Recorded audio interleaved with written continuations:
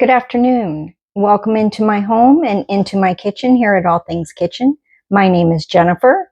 Welcome if this is your first time here. And if it's not, thank you for coming back and joining me.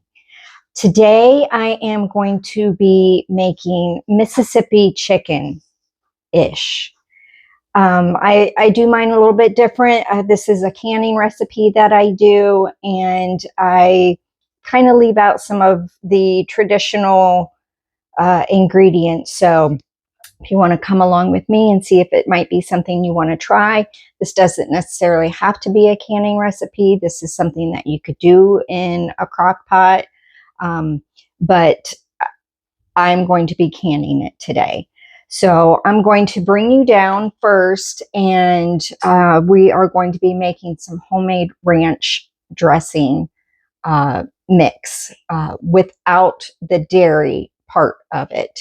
Whenever you can, pressure can, water bath can, you cannot can any dairy products. So we have to do this ranch recipe mix without the dairy. So it's basically just herbs and spices, basically, is what it is. So I'm going to bring you down here and show you my recipe for that. And then we'll get to canning the Mississippi chicken-ish. So I have a jar here that I'm just going to be putting my ingredients in for the ranch mix. I already have 1 tablespoon of onion powder in here.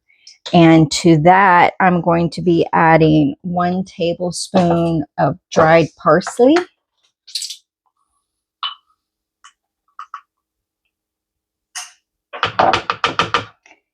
And 1 tablespoon of dill, dry dill.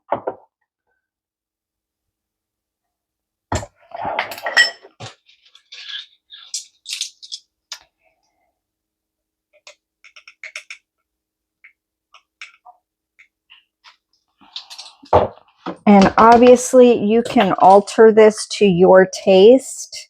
If you like more dill, add more dill. If you like more onion, add more onion. Any recipe that is just cooking is a preference. It's just a guide. You can leave some things out. Now, when it comes to canning, there are, certain processes that you cannot skip, and some things that you cannot add, but with something like this, you do to your preference. So I have some dried chives here, and this is 2 teaspoons of chives.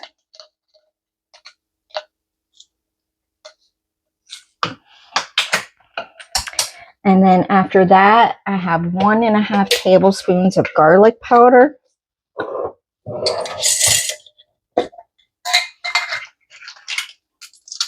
Let's have some static electricity going on or something. So 1.5. And as you can see, I'm not worried about being real exact here. And 1 teaspoon of salt.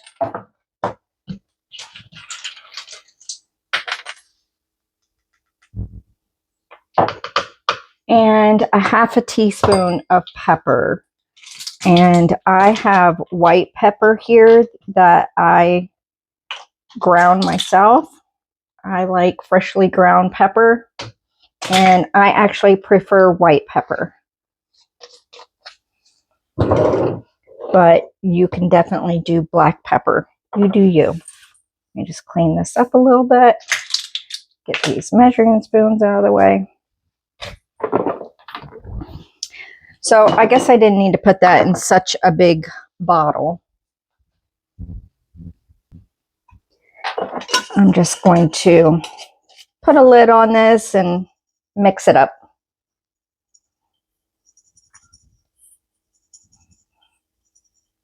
And hopefully this will be enough.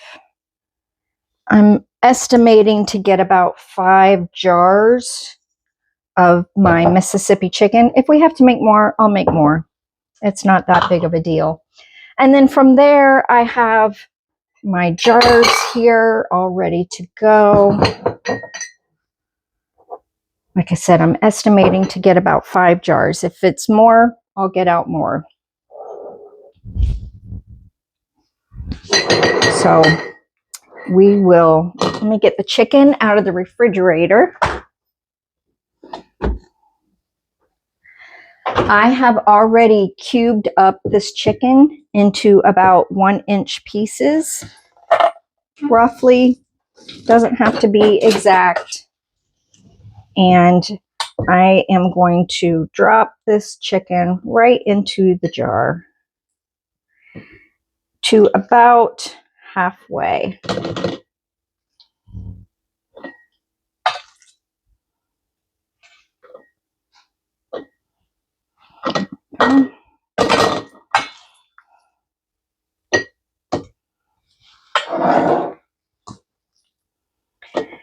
How has your week gone? This is the first time I've been in the kitchen in several days. I hurt my back earlier this week and I haven't even been able to stand. So it's not been a real great week for me. I was hoping to be able to do a couple of things this week that I just wasn't able to do because I could not even stand. I was literally laying on the floor working from my laptop, which is not an easy feat to do. But I'm on the mend and told my husband yesterday, I'm like, look what I can do. I can stand up straight. Have any of you ever had any back issues that you can really relate to what I'm saying? Physical ailments are not fun. So it looks like actually I could probably get one more jar, and if I just pull a little bit from a couple of these jars, then I can end up having 6 jars instead of 5. Let me go grab another jar.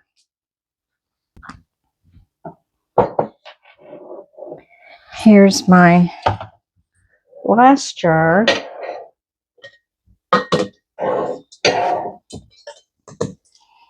And once I get this in there, then I will see about making sure each jar is about the same.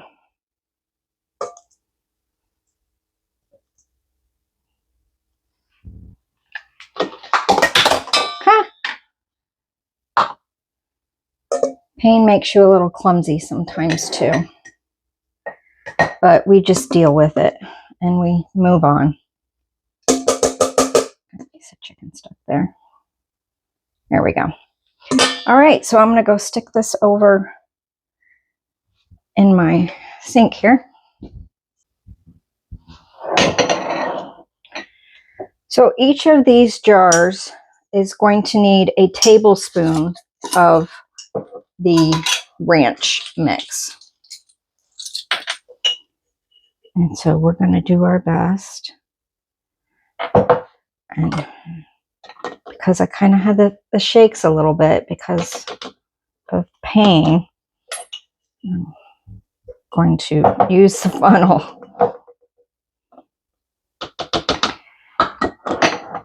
As moms and wives and husbands and dads, you do what you have to do sometimes, right? Sometimes you can't do it. And hopefully you have a partner like I do that steps in and takes care of it for you.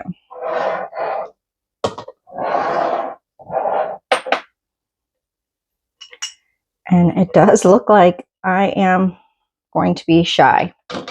So let me mix up some more of this real quick and I'll be right back. Okay, I got another batch mixed up really quickly, so I'm just going to add a little bit more to this jar. This didn't have all that it needed, and the tablespoon here. That one was a little shy on the actual, that spoonful was shy on the herbs. So just went in to go grab some. I need to label that. Actually, I'll put it in a smaller jar. That's silly to have it in such a large jar. Now, this is where I differ a little bit. So a lot of the recipes call for brown gravy mix, I think, and I don't use that.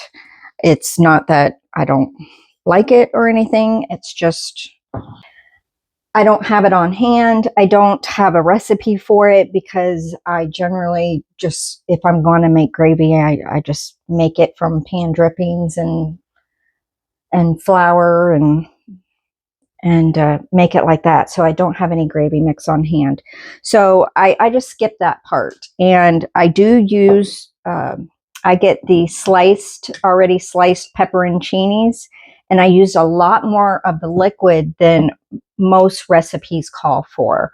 So between the liquid from the pepperoncinis, and then I have some homemade chicken stock that is in the microwave right now that I was just heating up. Let me go ahead and get the pepperoncinis in here, and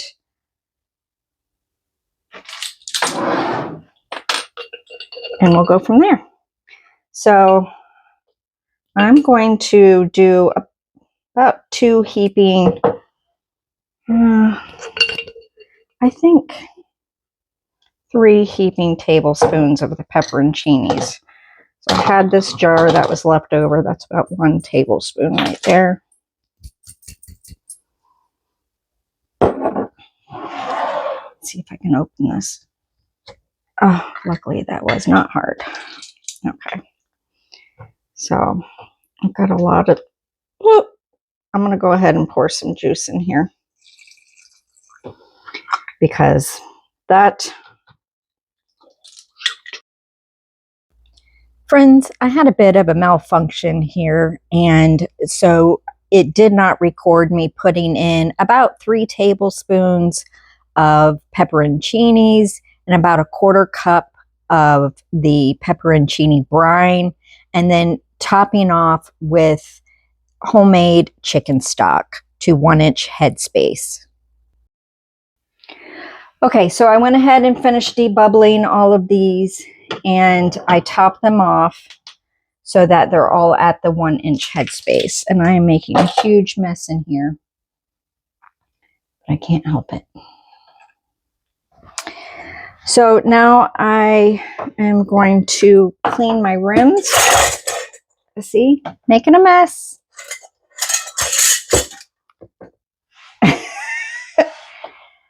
Oh, friends, I tell you what we go through to make sure our house is taken care of. So a little bit of vinegar here on my cloth and just making sure that's nice and clean. Feeling for any nicks or cracks in the jar to make sure that my lids are going to go on there nice and get a nice seal. Everything feels good. Everything looks good. And I know, I think traditionally this maybe is made with pork, Mississippi pork. I don't even know. It might even be made with beef. I've never made it with beef. I've always just done the chicken and pork in mine. So now that I have those all clean and ready to go, I'm going to get my lids on there. I just have my lids in some very warm water. Not necessary. You don't have to do that. Just when I'm dealing with especially meat products. But really anything nowadays. You know, I just want to make sure that my lids seal. I don't want to have to reprocess them. I don't want to have to put them in the refrigerator and use them within the next couple of days, especially if you have multiple failures. It's just not fun when that happens. So the more things you can do to ensure that you're going to get a good seal, the better.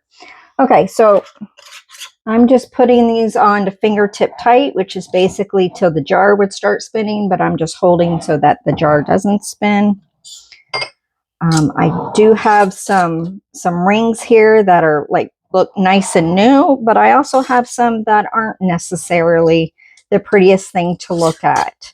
But it's not a beauty contest. We don't need these to be pretty. They're a tool. They're doing what they're designed to do. And then when we put them up on our pantry shelf, we take them off so we don't have to worry if there's rust spots and everything. As long as it goes on the jar and you can, you know, screw it down, that's what matters. That's what matters. Okay, so we are going to get these over into my electric canner, and I will bring you over there. Now, I have used these jars. The jar size is 1.5 pints. And like I talked about in my last canning video, this is kind of an in-between size. And whenever you're dealing with an in-between size, you always have to use the time for the size up. So that's what we're going to do. So I need to can these at the quart jar size, which is 90 minutes. So I'm going to put my lid on, make sure that it's on vent because we do need it to vent for the appropriate time. And right now it's still on warm so that it's warming the water up, and then this will vent for 10 minutes and then it will can for 90 minutes and then do a natural release.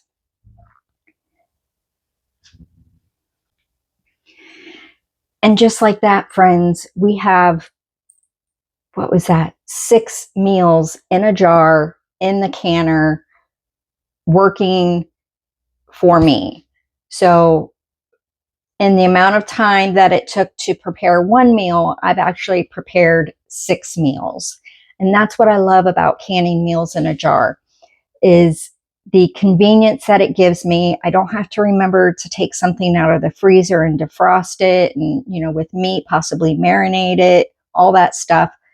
It's in a jar. I can have Mississippi chicken cooked and ready to go in 15 minutes, the amount of time it takes to cook rice, because we usually serve ours over rice. It's just super easy, and I love the convenience of this.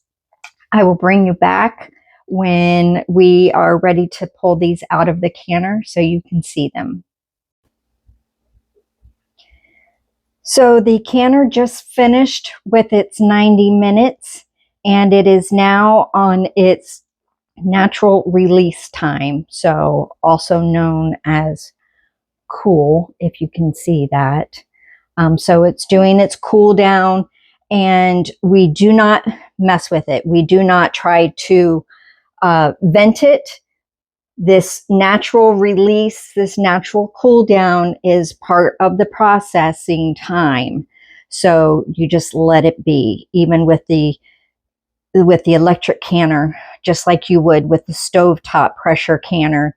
You just let it naturally release. So that'll take probably about 30 minutes or so, and I'll bring you back when we're taking them out.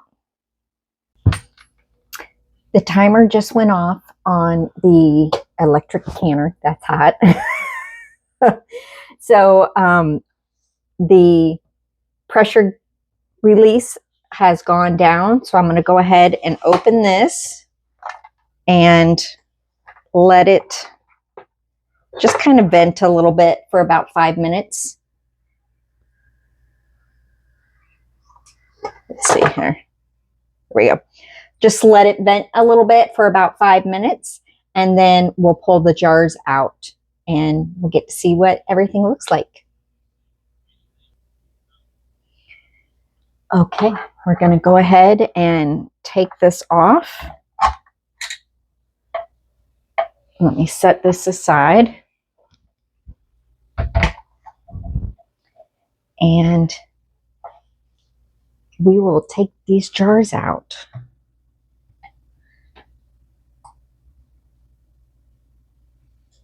at that. Doesn't that look yummy? Let me bring you down here.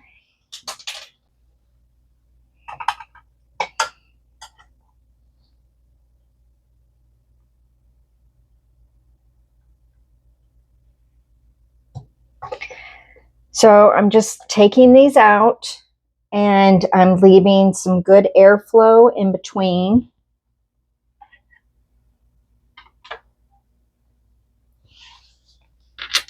You don't want to put them too close together. Talked about that when we did the, what did we do?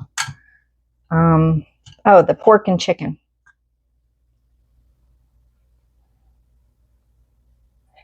And you can see some of them are still bubbling away in the jar, and that's perfectly normal.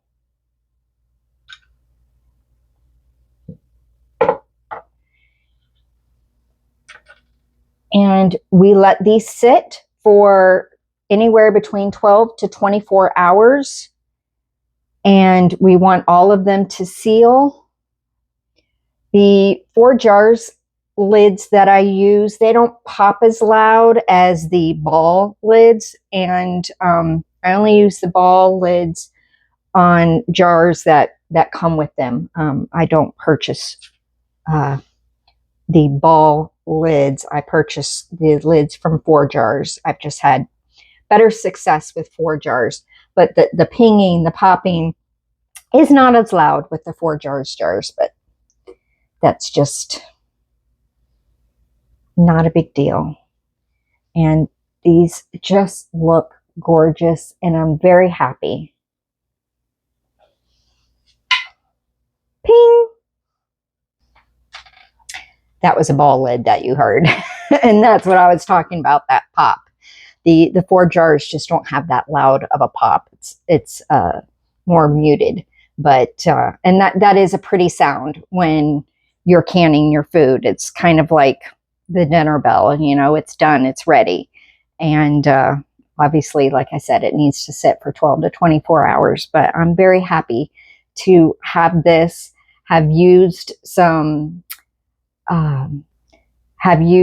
chicken that I had, and to be able to make 6 meals for my husband and myself for the future.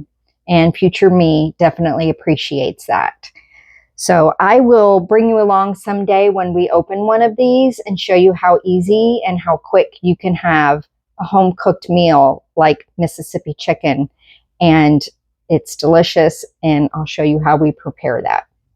So I hope you've enjoyed canning with me today. If you have anything that you can that is one of your favorite meals in a jar, I would love to hear about it. I hope you have a great day. I hope you have a great week. I'll see you next time. Take care.